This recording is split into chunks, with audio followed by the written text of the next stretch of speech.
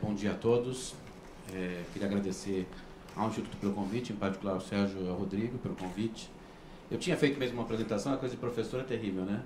Eu estava tentando... Estou acabando de ler uma tese hoje, por isso que eu ler uma tese que é sobre remuneração variável em Minas Gerais. Tem o Humberto, que é uma banca lá que está comigo aqui. Mas acabando a apresentação, essa coisa de professor é terrível. Mas eu vou fazer um pouco diferente. Eu vou só mostrar um ponto aqui da apresentação para, a partir dele, fazer o comentário a parte das duas apresentações, tanto a do Jean quanto a do Marcos. Bom, eu acho que é muito interessante ouvir o Jean e o Marcos, porque eles estão falando de agendas diferentes da gestão pública. Isso é muito interessante. Eles estão falando de modos diferentes de pensar a gestão pública, embora não sejam modos contraditórios. Isso que eu queria ressaltar.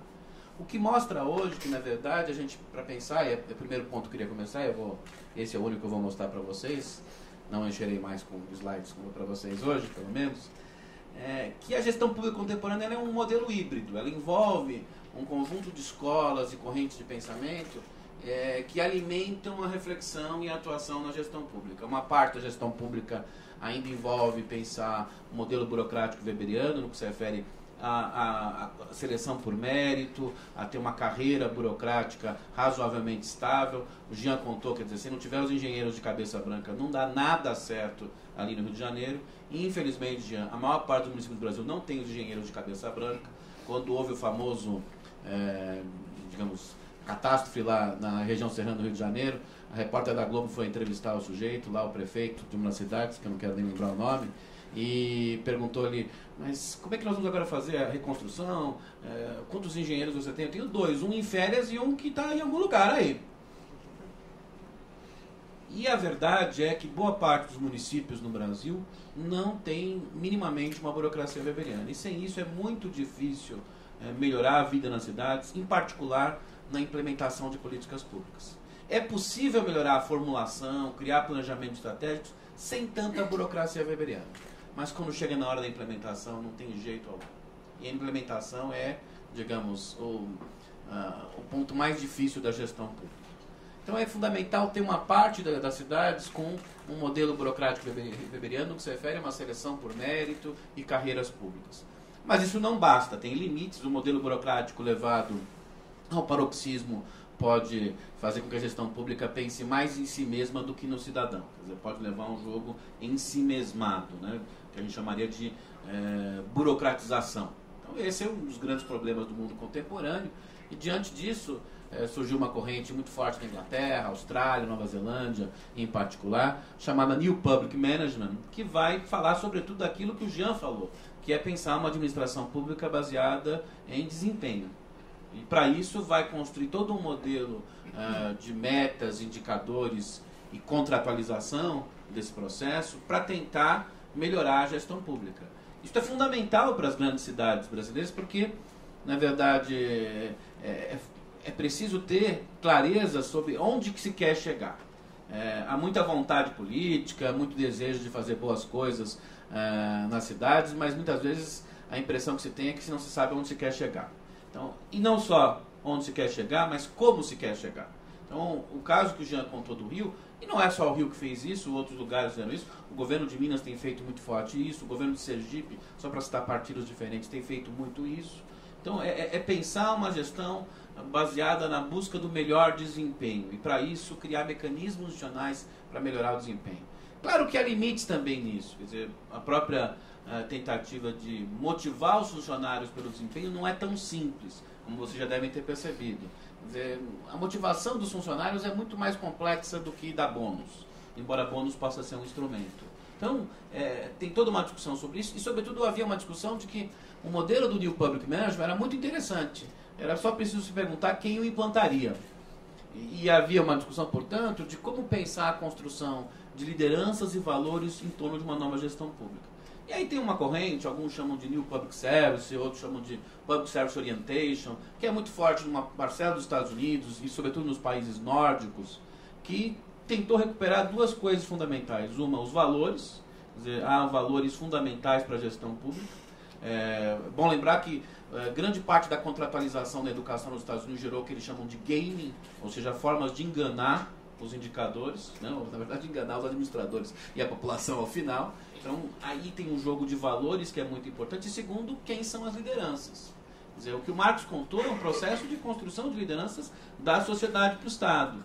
O que o Jean contou é um processo de liderança lá em que o prefeito se reúne semanalmente e, como se diz no popular, chama na chincha todo mundo ali para cobrar os resultados. Porque se não tiver liderança, modelos de contratualização tendem a se transformar em modelos burocratizados, tal como a burocracia weberiana. Vira uma coisa para inglês ver. Né? Tem indicadores bonitos, etc. Tal, todo mundo acha que fez acordo de resultados e no final você faz algum game para ganhar bônus.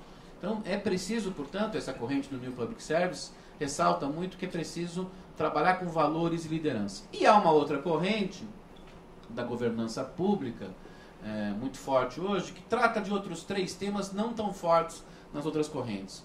Um deles tem a ver com a democratização do Estado, que o Marcos falou bastante aqui, quer dizer, como fazer com que a sociedade participe mais do processo de decisão pública e como fazer com que os governos tenham maior accountability. Então, essa é uma discussão muito grande na governança pública, e o fato é que os municípios brasileiros, em geral, e mesmo as grandes cidades, na verdade, têm governos com pouca accountability. Esta é a verdade. Basta visitar as câmaras de vereadores e veremos qual é o grau de accountability nas cidades brasileiras. Então, palavra que sintomaticamente não encontra uma tradução exata. Não tem uma tradução exata. O que eu gosto mais... Espanhol, eu gosto mais ainda é do Bresser, que eu acho que responsabilização dá um sentido de uma coisa contínua, né? Não tem fim. Não é apenas um ato, não é só ser responsivo a um grupo, né, na área de saúde, ou um grupo, uma sociedade, é ser responsabilizado ao longo do tempo. Mas é a melhor que a gente tem, por enquanto, né? Mas ser accountable é uma coisa difícil. Envolve, na verdade, um processo que é fundamental ter metas para ser accountable. Senão você não tem como ser accountable. Então, acho que parte do problema das grandes cidades é que elas não têm ainda uma gestão contratualizada por desempenho para ser accountable. E a outra parte é porque a participação social nas grandes cidades no Brasil é muito baixa ainda, muito baixa. E esse é um tema do governança pública, dos 3 temas. O segundo tema tem a ver com mecanismos de coordenação. Quer dizer, a sociedade contemporânea, na verdade, o Estado é multicêntrico, né? Você não tem um lugar só para tomar decisões, você precisa envolver vários tipos de atores. Então, toda essa escola da governança pública tem trabalhado com a discussão sobre mecanismos de coordenação entre atores governamentais e atores sociais, atores governamentais e atores privados, estilo parcerias público-privado, coordenação entre os setores de governo, porque uma contratualização, você faz um número muito grande de acordos e resultados, pode ser uma enorme fragmentação de um governo.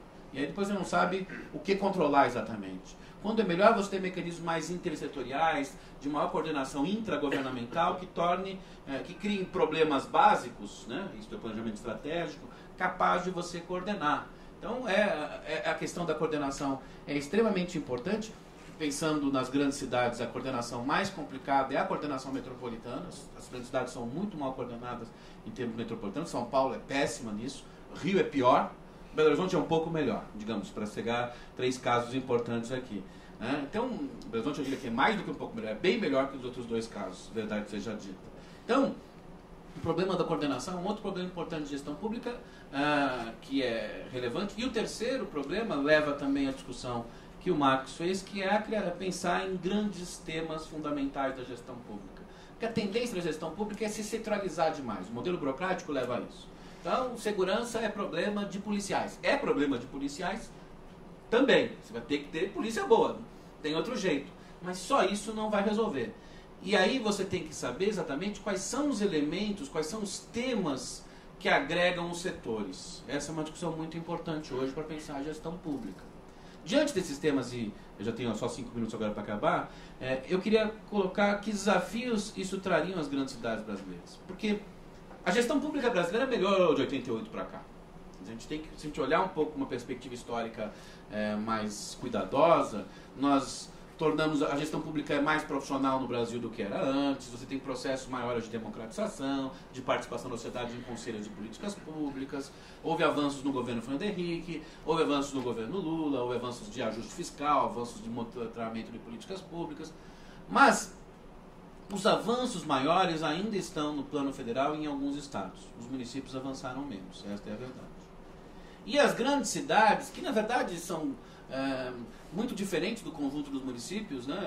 Elas têm o sentido metropolitano, torna muito diferente a governança das grandes cidades, avançaram um pouco.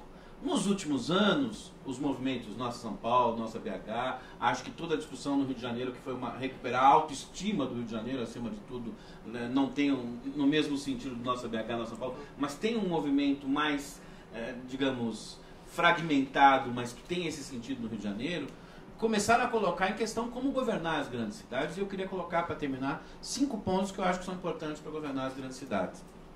Partindo do que falaram tanto o Jean quanto o Marcos e dessas 4 escolas que eu falei. Um primeiro tema que eu acho que é importante é que ainda é preciso fortalecer a burocracia no seu sentido weberiano nas grandes cidades.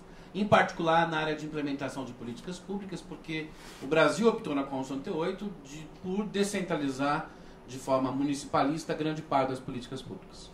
Isso pode ter defeitos, problemas, mas não acho que haja uma solução, a solução contrária a isso seja melhor. Este é o ponto. Não há como jogar isso para o governo federal ou qualquer coisa que o valha. Seria desastroso, na verdade. E a gente sabe, na verdade, as falhas das grandes cidades nos hospitais, nas escolas, é ali que ainda a gente tem muito, muito a avançar. Então, falta uma burocracia de melhor qualidade nas grandes cidades. Segundo, é preciso ter uma estrutura administrativa de século XXI. Ainda as grandes cidades misturam estrutura administrativa do século XIX, século XX, século XXI. Eu vou dar o exemplo de São Paulo para não, já que estamos com membros de outros lugares, para não dizer que estou aqui beneficiando o meu bairro, o meu rio, pensando no Fernando Pessoa. Coisa dessas subprefeituras ainda é uma vergonha. Eu dou aula para meus alunos de gestão pública no primeiro ano, sou coordenador de um curso, e é muito difícil explicar para eles o que são as subprefeituras do ponto de vista da qualidade da gestão pública. Porque houve tentativas de mudança, desde o governo da Erundina, passou pela Mata, Serra, mas ainda as subprefeituras constituem um velho curral eleitoral muito mal administrando a cidade de São Paulo. Não temos que mudar isso, não tem jeito. Isso é uma questão suprapartidária. Se a gente não começar a refletir sobre isso, a cidade de São Paulo ela é muito grande, inclusive fisicamente. Se você não tiver uma boa gestão lá distritalizada, é um desastre. E nossa gestão digitalizada é muito ruim na cidade de São Paulo. Então é uma estrutura administrativa do século XIX para garantir a maioria na Câmara. Fundamentalmente é isso. Então nós temos que pensar como garantir a maioria da Câmara de outros modos. É isso. Porque sem a maioria da Câmara ninguém governa. Tem que repensar esse modelo de prefeituras. Eu dei esse exemplo para dizer que a estrutura administrativa ainda nas grandes cidades precisa se modernizar, e se voltar mais para temas como contratualização, transparência, participação dos cidadãos. E eu acho que a estrutura administrativa ainda é muito arcaica. Terceiro ponto, acho que é importante aproveitar esse momento histórico em que algumas prefeituras de grandes cidades estão fazendo modelos de contratualização, de gestão por desempenho, e noutras, às vezes nas mesmas, há um movimento da sociedade por metas, e casar as duas coisas. Elas não estão completamente casadas. Isto é preciso casar os movimentos da sociedade civil por metas com os movimentos dos governos por metas. Estas duas coisas ainda não estão bem casadas. E eu acho que tem um espaço enorme para que esse casamento seja feliz. Quer dizer, acho que porque senão você pode criar, na verdade, virtudes e vícios de ambos os lados. Eu vou falar só dos vícios, obviamente. Do lado da sociedade civil, às vezes você coloca algumas metas que são completamente impraticáveis. E depois o Ministério Público, como fez na cidade de São Paulo, essa meta, por exemplo, de creches, é completamente impraticável. Me perdoe meu amigo Alexandre Schneider, ele sabe disso, está sofrendo. Mas a pena é que ele é completamente impraticável. Provavelmente porque boa parte dos promotores nunca tiveram o papel de ser gestor e ter essa responsabilidade. Aquilo é completamente impraticável.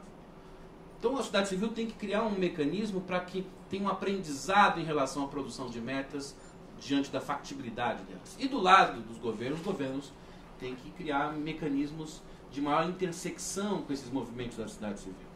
O pior dos mundos é haver uma briga aí de tal maneira em que os governos não ouvem a sociedade civil e vice-versa. Eu acho que é isso. Uma briga judicializada. E é pior ainda, se judicializar é pior ainda porque a judicialização provavelmente terá a face de representar a maioria, mas vai dar maior valor a quem tem mais recursos de escolaridade no Brasil, como tem ocorrido, basta ver o SUS. É isso.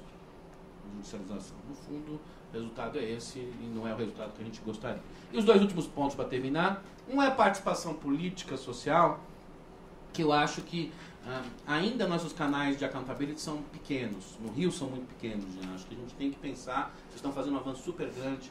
Eu tenho acompanhado, visto tem alguns colegas que estão lá. Mas ainda o grau de participação social é muito pequeno. E eu acho que a gente tem que refletir sobre isso. E faça a ponte para o quinto e último ponto. O Brasil, nos últimos anos, até que está voltando, mas por um bom tempo perdeu a capacidade de refletir sobre as grandes cidades. Quer dizer, os nossos temas políticos da agenda principal eram ajuste fiscal, desigualdade social, temas fundamentais. Não estou dizendo nem que Fernando Henrique e Lula estavam errados nesse sentido, mas acho que há uma agenda muito importante das grandes cidades, uma agenda urbana, como falou o Marcos, que se tornou menos importante para políticos, para a academia e para os formadores de opinião. Acho que é um momento de retomar um pouco isso. Nós entramos na discussão do municipalismo pensando que, ou no fundo acreditando ou argumentando que os 5.565 municípios brasileiros eram iguais entre si. O município de Borá, com seus 800 e poucos habitantes, o município de São Paulo, com quase 11 milhões de habitantes, são a mesma coisa.